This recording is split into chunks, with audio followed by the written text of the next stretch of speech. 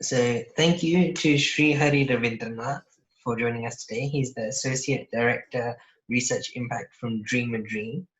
Um, and we're going to get started with what do you understand the purpose of education to be when it comes to the work that you guys do?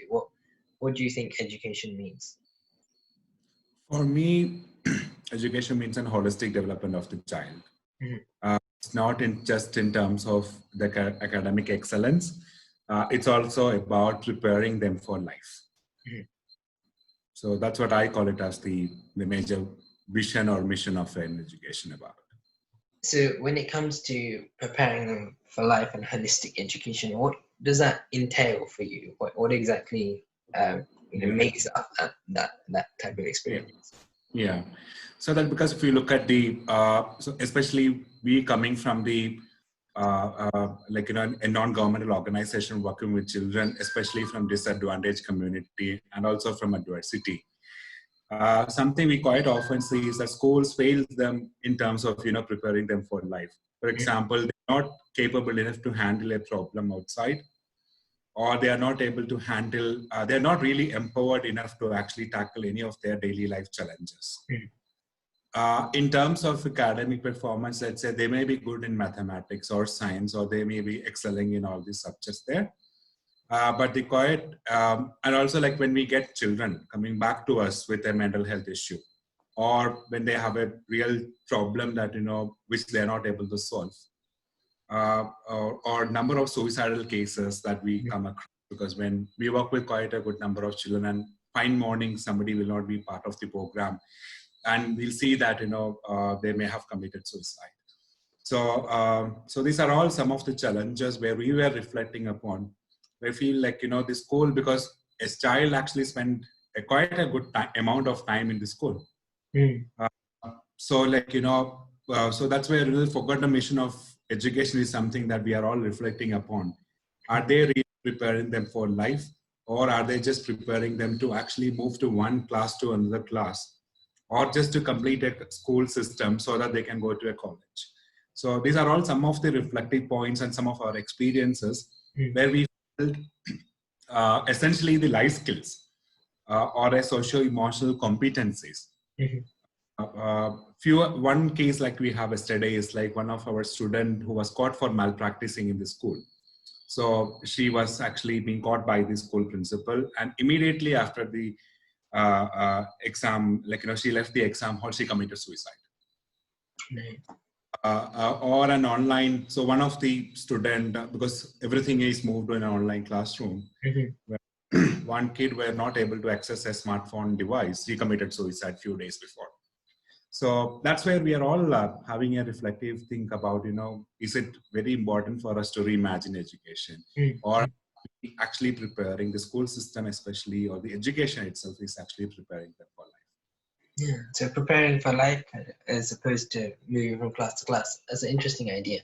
When it comes to the mental health questions which you're raising there, the pressure on students, and the fact that in some cases they take their own life. Do you have a particular approach then to educating around mental health in schools? Do you think there's a particular thing that should be done? Yeah. Also, so coming from a background of or representing Dream and Dream as an organization itself. So what is like, we build life skills into the school system. So we use mediums like, we don't want to have a separate curriculum or a classroom for, let's say, another 1 hour on life skills. Rather, we use mediums like arts and football. So we have one of our program is called After School Life Skills Program. So their children actually play football, and their facilitator or their people who play around with them as the team leaders actually talk to them about some life skills. Or we have a Connect Center, one of our another program, where it's a center where children can actually reach out. So children from the marginalized community can reach out there. So we prepare that, we teach them computer science, we teach them English, but the agenda is that, we also build their life skills into it. How to solve a problem, how to actually approach someone, or how to brand yourself, or how to manage emotions. When it comes to these issues that you're touching on, what things should we be doing? What things should actually be changing? Yeah, I'll say there are two things which I find it very important. One is that it's a mindset shift in people that's Mhm. required. The school system, the parents, teachers, stakeholders, everyone should have a mindset shift that it's the school system is not about just teaching some subject, it's about the holistic development of the child. Second, I say from a very other research background which I'm coming up from, Mhm. a policy change. Mhm. National Education Framework or our education policy talks about how to integrate technology into curriculum, how the teaching pedagogy can be improved. Why can't they also integrate the component of the mental health or the socio-emotional well-being of the children? A policy is very important for changing the system. So where they talk about incorporating life skills into the curriculum. So there is a limitation for partnering organizations. We may be able to reach 10,000 students in a year, but unless and until the school, which is a sustainable system, Mhm. Mhm. a policy decision that life skills is being considered as very important and that should be part of the curriculum, I believe that most of the problems can solve. So it's about policy. Are there things that an organization like Dream Yeah, does when it comes yeah, to policy and persuading for policy change? What kind of things yeah. do you do with regards to that? Yes, I understand that when I talk about policy change, that's a very bigger Yeah. concept, an ideal concept. So, but we do in different ways. One thing is like we build our evidences around life skills and mental health. Mm. Why schools are failing, or why children should be inbuilt, or they should have life skills in their life, or what are the changes that we have seen evidences like when we were having interventions in life skills. So creating an evidences for stakeholders to believe why this is important, because empirical evidences will actually make a lot of sense to people. Mm. Second is like we partner with different states who is actually having that mindset shift happen, and they are open to approaches. We deal with them in terms of training teachers. We develop curriculum for the existing schools where they can actually incorporate life skills. One of our best practice is the happiness curriculum in Delhi. Mhm. So the Dream was instrumental in actually incorporating happiness curriculum into schools in Delhi. So these are all some of the ways in which we are actually reaching out to a policy change, or influencing, or convincing, or lobbying stakeholders and people who is working in the education sector, understanding and believing that life skills can change life, so that it will be a policy at some point.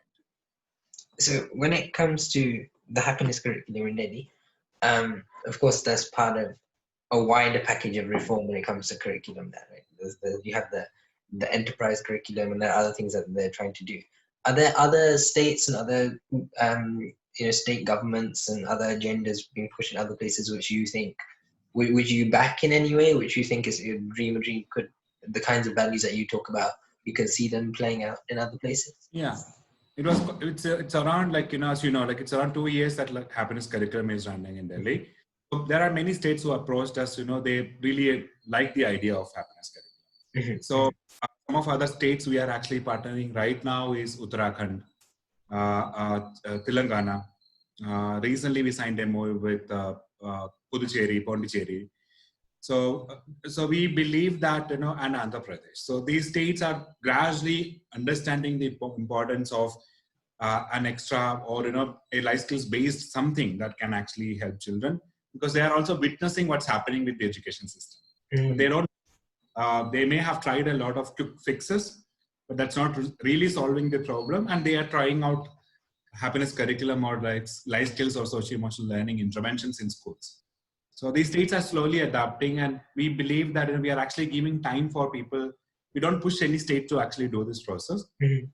We wait and let the government come back to us, seeing the witnessing these changes happening across few other states, and then we gradually help them to actually be part of it. Mhm.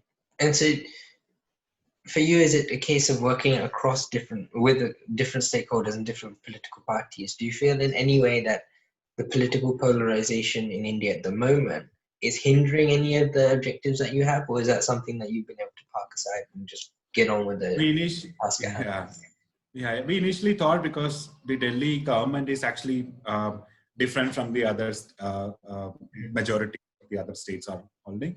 So we thought, like, this happiness curriculum implementing in Delhi, may other states where their ruling parties may not be really happy with it, but that was quite wrong, or the hypothesis was actually wrong. That's why we have seen in Uttarakhand or Telangana, their state government is actually totally different from what's the government there. But government are happy with the kind of intervention they have done. And they actually wanted to tweak it and modify it and culturally make it appropriate to the context of Telangana or Pondicherry.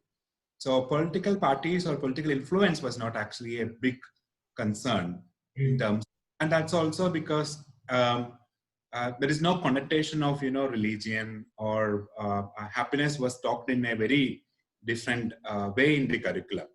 So it was actually being criticized, or it's about enjoying themselves or at least interacting. The activities are in a way very much like in a different, you understand, right? Like it's in a very different manner which is actually put across. So people were actually quite happy to actually implement it in different other states. I'm wondering then, when you think about the educational future, what do you think it should look and feel like? So if you were to speculate a little bit, if you were to try to inspire groups of educators on the ground, yet the next generation, I suppose, of people that are interested in these questions, what kind of a picture would you be wanting to paint of an educational future for India? Yeah, it's tricky to answer because one of the campaign that we are running, if you are interested, you can also join that as it's an open invitation for. So this COVID issue gave us a time to actually pause, and we are reflecting on how to reimagine education. So we are on a campaign called What If. So we are looking at different people's view on what if curriculum or what if teaching, what exactly they need. So we are in a process right now on understanding that a collective consensus on what exactly need to change. So that's from a perspective of an organization. So my campaign was, why should, what if schools become not a place for memorization, rather it become a memorable place. Why can't learning and happiness be connected? So these are some of my thoughts about, the future of education. Ideally, school should be a place which is safe for children to come, learn, be happy, or make mistakes, risk. So like a lot of the ideologies of how philosophy education was actually brought in. So these concepts as a psychological and physical space in which children can make mistake or do things the way they wanted, nurture, and teachers being kind, compassionate, and understanding and trusting. And school become a psychological space itself where they are being supported, especially from the marginalized and the disadvantaged community children, where they have been experiences of abuse, neglect, trauma, which they are going through. Schools should be a safe space for them. What kind of advice would you give to the average person when it comes to thinking about educational questions in India, the wider world? What kind of things should they be doing? I'll always say, it's been around 20 years that Dream and Dream is working in the field of life skills or working with children from adversity.